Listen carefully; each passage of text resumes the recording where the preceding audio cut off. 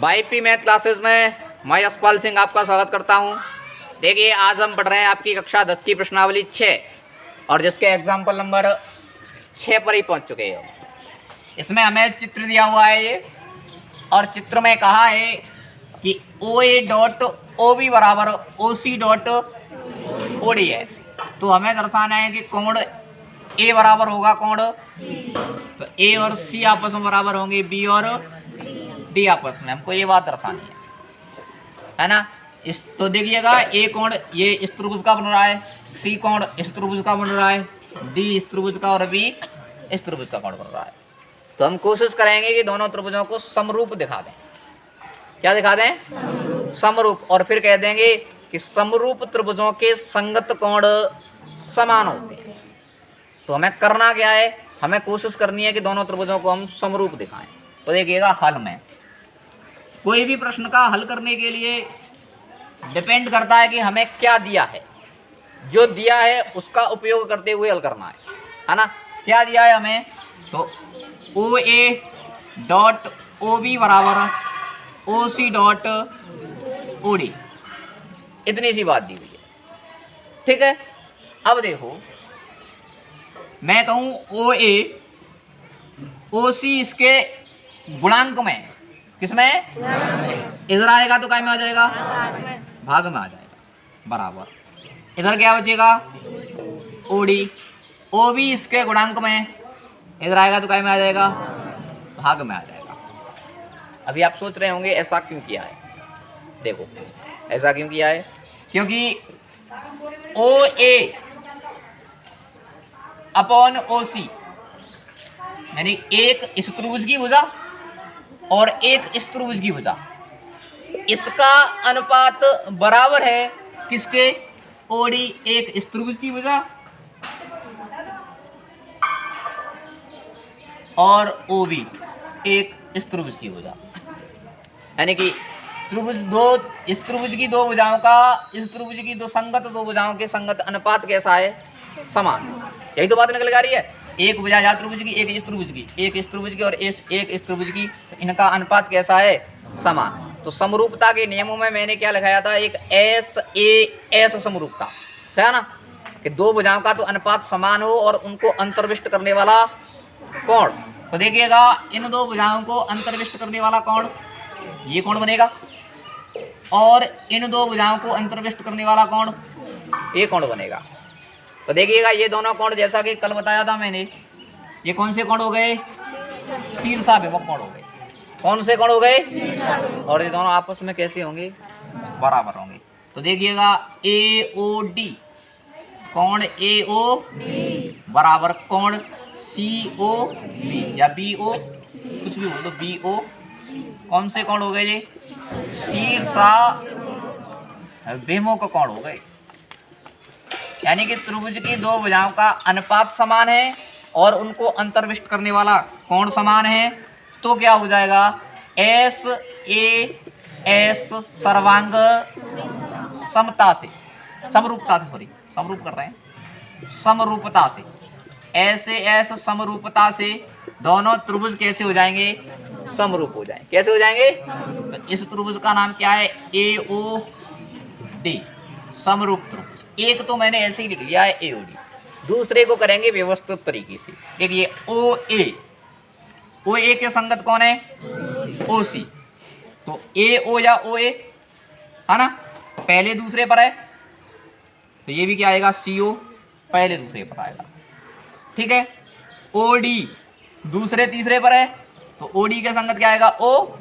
तो OB भी कौन से नंबर पर हो जाएगा? दूसरे तीसरे पर। नंबर देखना है, पहले के संगत पहला होगा और दूसरे के संगत दूसरा होगा, है ना। AO पहले दूसरे पर आ रहा है, तो यहाँ क्या है? OC या CO पहले दूसरे पर आना चाहिए। OD दूसरे तीसरे पर आ रहा है, तो इसके संगत OB भी इधर कौन से पर आना चाहिए? दूसरे तीसरे पर। तो कोण O किसके बराबर है? O के। तो O बीच में यहाँ है और यहाँ भी कहाँ होगा? बीच में होगा। इतनी सी बात समझ में आ गई? अच्छा, अब देखो, समरूप त्रिभुजों के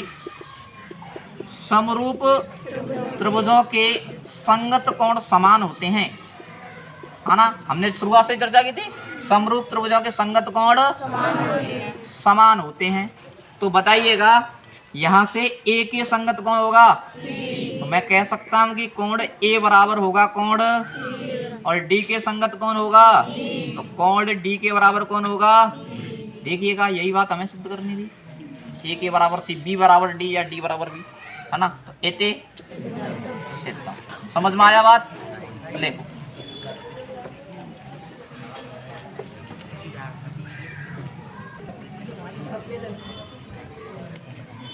अब देखिएगा एग्जाम्पल नंबर 7, बहुत अच्छा उदाहरण है, गौर से देखोगे तो ही समझ में आ पाएगा, इतनी सी भी बात है।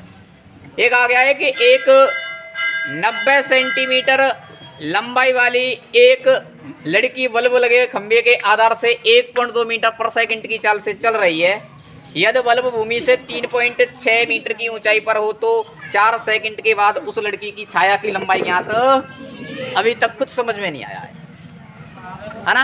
आएगा, देखो ऐसे मत बोला करो कि नहीं आएगा, आपकी मानसिकता सही होनी चाहिए कि आएगा समझ में, तो आएगा समझ में, है ना।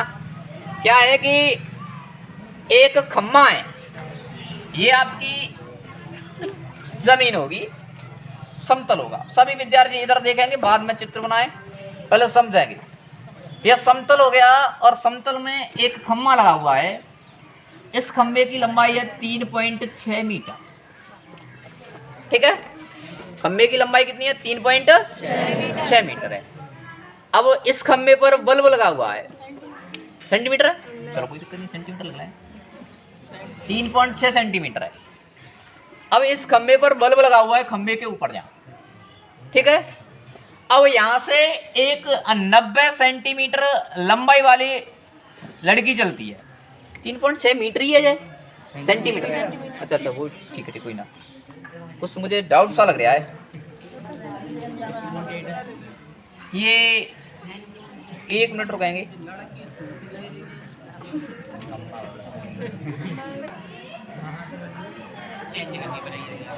ये 3.6 सेंटीमीटर नहीं है, मीटर है, उसमें सेंटीमीटर लिखा हुआ है। अब 3.6 सेंटीमीटर लंबा खम्मा क्या होगा? उसमें बल्ब भी नहीं लग पाएगा। लड़की तो 90 सेंटीमीटर लंबाई की हो जाएगी, कोई दिक्कत नहीं है, हाँ छोटी सी होगी, इतनी छोटी, ठीक है।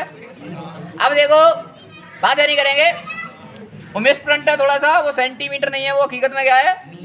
मीटर है। अब खम्मा है वो 3.6 मीटर लंबा है, इस पर एक बल्ब लगा हुआ है। अब यहाँ से 90 सेंटीमीटर लंबाई वाली एक लड़की चलती है, यहाँ खम्बे से, खम्बे के पास से 90 सेंटीमीटर लंबाई वाली एक लड़की चलती है, और उस लड़की की चाल बताई गई है 1.4 मीटर पर सेकंड, अर्थात 1 सेकंड में ये क्या है? 1.4 मीटर पर 1.2 है। देखो मैं बात कहूँ पहले, खम्बे की मैं लिखता जाता हूँ साथ ही साथ, है ना। खम्बे की ऊंचाई, इसको मैं नाम दे दूं कोई ए बी। खम्बे की ऊंचाई ए बी बराबर कितनी हो जाएगी? 3.6 मीटर हो जाएगी, है ना। अब कोई लड़की है वो यहाँ से चल रही है, तो उसकी चाल बताई गई है कितनी? 1.2 मीटर पर। गौर से समझ लो, थोड़ी सी देर समझ में आ जाएगा, ध्यान देना होगा आपको। यहाँ पीछे से इधर कोई भी विद्यार्थी नींद नहीं लेगा, ध्यान रखना, है ना। हाँ, चाल बराबर 1.2 मीटर पर सेकंड, यानी कि उसकी चाल 1.2 मीटर पर सेकंड का अर्थ हो जाएगा 1 सेकंड में वो कितना चलती है? 1.2 मीटर पर 1.2 मीटर। अब कहा गया है कि ये लड़की 4 सेकंड तक चलती है। कितनी सेकंड तक? 4 सेकंड। तो मैं मानूं यहाँ से यहाँ तक आ गई जो 4 सेकंड में, है ना। ये होगी लड़की। अच्छा थप्पड़ पड़ जाएगा तेरे को, मुँह दिखाऊंगा, फालतू बात करते हो हमेशा। ये दूरी ज्ञात करेंगे, क्या ज्ञात करेंगे? दूरी। तो दूरी का सूत्र होता है चाल इंटू समय। दूरी का सूत्र क्या होता है? चाल इंटू। इसकी चाल कितनी बताएगी? 1.2, और समय कितना है? 4। कितना है? 4। तो 4 का यहाँ से गुणा करेंगे, 4 दूना 8 और 4 एकम 8.4 क्या हो जाएगा? मीटर। ध्यान रखना मीटर पर सेकंड है, तो ये दूरी भी किसमें आएगी? और समय किसमें था? ये सेकंड में ही था। तो यानी कि ये दूरी होगी वो कितनी हो जाएगी? 4.8 मीटर। ये बताओ, इतनी सी बात क्लियर है यानी नहीं है? देखिए बात ये, इतनी सी बात क्लियर है। ए बी कितने का? 3.6 का। चाल बताई गई है 1.2 मीटर पर सेकंड। तो लड़की यहाँ से चलना प्रारंभ करती है और 4 सेकंड में मैंने मान लिया यहाँ आ गई। तो अब मैं इसकी दूरी ज्ञात करूँ। ये दूरी है, यहाँ से यहाँ तक आई, तो ये दूरी ज्ञात करूँ तो दूरी का सूत्र क्या होता है? चाल इंटू समय। तो चाल का मान कितना है? 1.2। समय का मान कितना है? 4 सेकंड। 4 सेकंड समय दिया फिक्स, 4 का गुणा करेंगे तो 4 पॉइंट, अर्थात तो ये दूरी कितनी हो गई? 4.8 मीटर हो गई। इतनी सी बात समझ में आई? हाँ। अब ये लड़की है, मैं इसका नाम लिख दूँ सीढ़ी, केवल नामांकन कर रहा हूँ, है ना? कितना है? और ये कितनी दूरी बताई गई है? 90 सेंटीमीटर। अब देखो लड़की को मैं यहाँ सीढ़ी बोल रहा हूँ, जिसकी दूरी कितनी है? 90 सेंटीमीटर है। कितनी है? 90 सेंटीमीटर है। अब गौर देना, ये सभी बातें मीटर में आ रही हैं और ये किसमें? सेंटीमीटर में। हल करने के लिए सभी की इकाइयाँ एक जैसी होना बहुत जरूरी है। प्रश्न को हल करेंगे तो सभी की इकाइयाँ एक जैसी होना बहुत जरूरी है। पीछे से कहाँ ध्यान है आपका? इधर देखो। हाँ, 90 सेंटीमीटर। सेंटीमीटर को मैं किस में बदलूंगा? मीटर में। और 1 सेंटीमीटर में, 1 मीटर में कितने सेंटीमीटर होते हैं? 100। कितने होते हैं? 100। तो 100 का क्या दे दूंगा मैं यहाँ? भाग। 90 में 100 का भाग देंगे तो 1 जीरो से 1 जीरो, तो ये कितना हो जाएगा? 0.9 मीटर हो जाएगा। क्या हो जाएगा? 0.9 मीटर हो जाएगा। इतनी सी कहानी समझ में आई? हकीकत में ये 90 सेंटीमीटर है, या मैं इसको क्या लिख दूँ? 0.9 मीटर लिख दूँ। यहाँ तक कोई प्रॉब्लम किसी को? अब मैं त्रिभुज बनाने के लिए इसको ऐसे करके मिला देता हूँ और यहाँ नाम ABCD लिख देता हूँ। पहले ये सवाल में चित्र समझ में आना बहुत जरूरी है। चित्र समझ में आ जाएगा तो केवल हल करना बचा है। क्या बचा है? केवल अब हल करना बचा। एक बार पुनः देखेंगे, ठीक है? बात यह है कि एक खम्मा है 3.6 मीटर का, यहाँ से एक लड़की चलना प्रारंभ करती है और लड़की की चाल बताई गई है 1.2 मीटर पर सेकंड। कितने समय चलती है वो? 4 सेकंड। तो मैं यहाँ से मान लिया मैंने, वो यहाँ तक आई 4 सेकंड। यहाँ से 4 सेकंड में यहाँ तक आई, तो दूरी का सूत्र क्या होता है? चाल इंटू समय। दूरी कितनी है? दूरी ज्ञात करनी है यहाँ से यहाँ तक, तो चाल इंटू समय। चाल कितनी है? 1.2 और समय कितना है?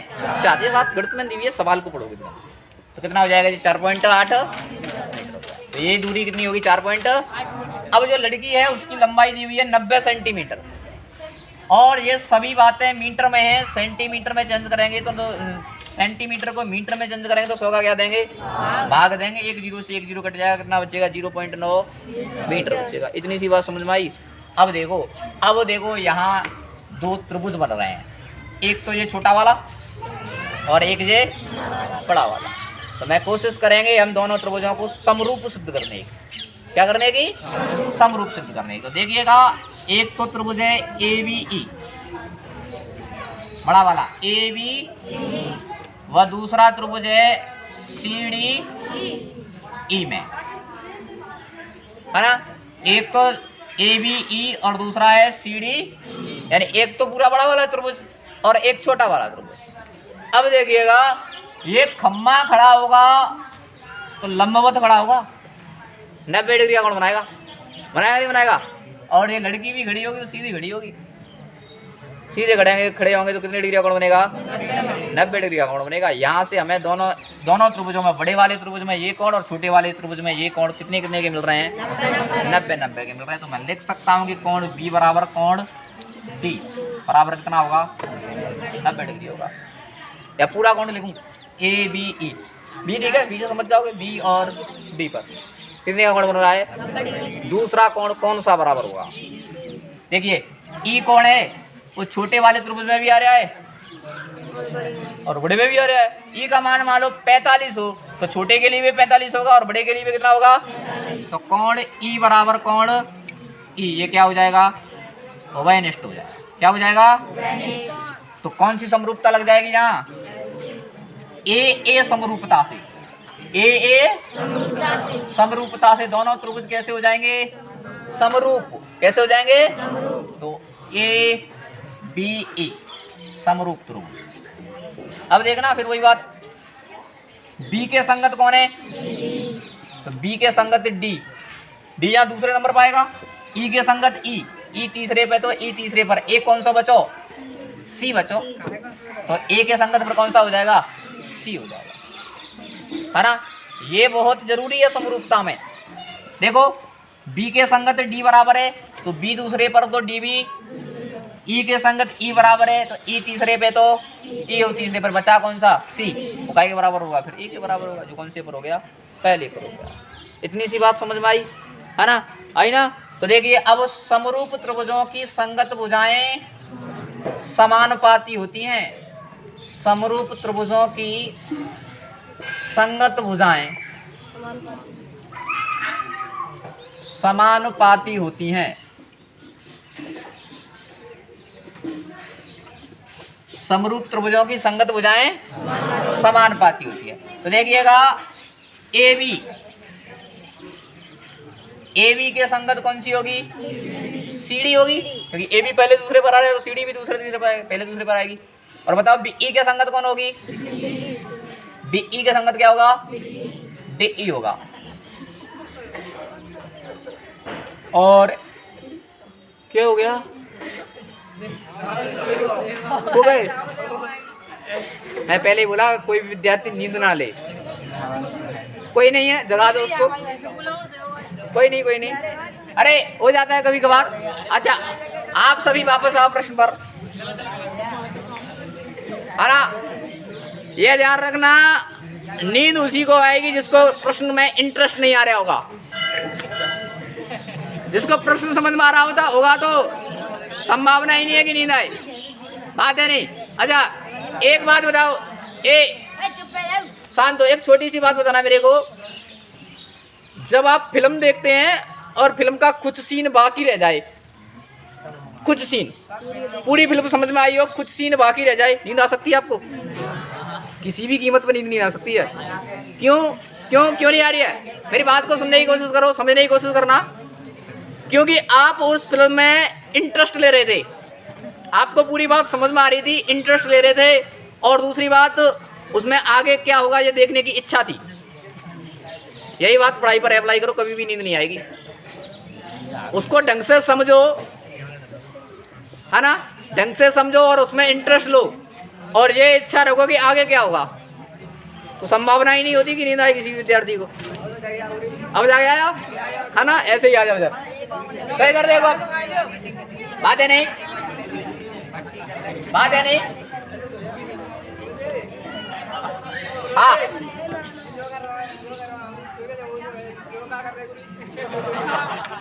रुको रुको, अब एक और भुजा कौन सी बच रही है इसकी? ए ई, उसका भी जवाब दूंगा, पहले ध्यान दो इधर।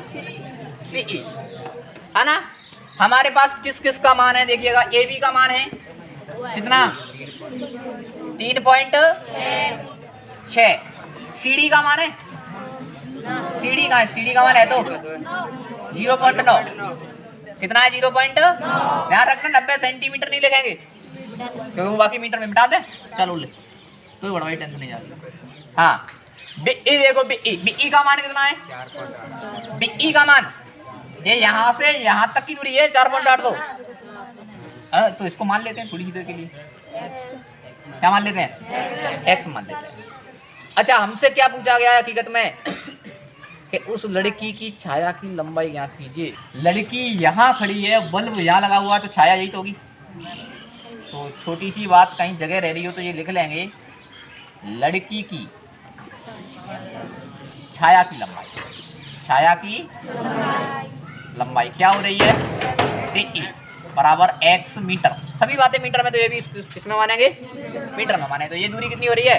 अरे बल्ब यहाँ लगा है, लड़की यहाँ खड़ी है, तो छाया इधर होगी, तो ये दूरी क्या होगी? छाया की लंबाई होगी।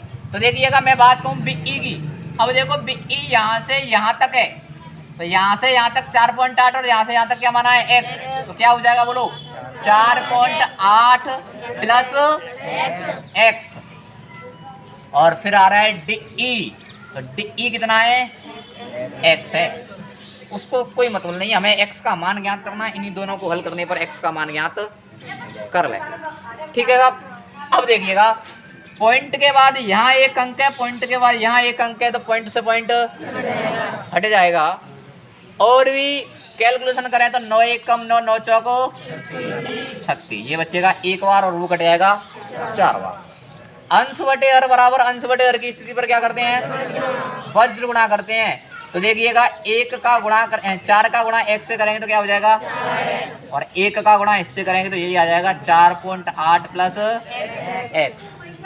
अब x प्लस का है, इधर आएगा तो क्या का हो जाएगा, माइनस का हो जाएगा। और कितना बचेगा यहाँ से 3x बराबर 4. x का 3 के साथ में गुणा हो रहा है, उधर जाके क्या हो जाएगा, तो 3 का भाग देंगे तो 3 एकम 3 7 18, तो छाया की लंबाई कितनी हो जाएगी 1.6 मीटर। अतः लड़की की छाया की लंबाई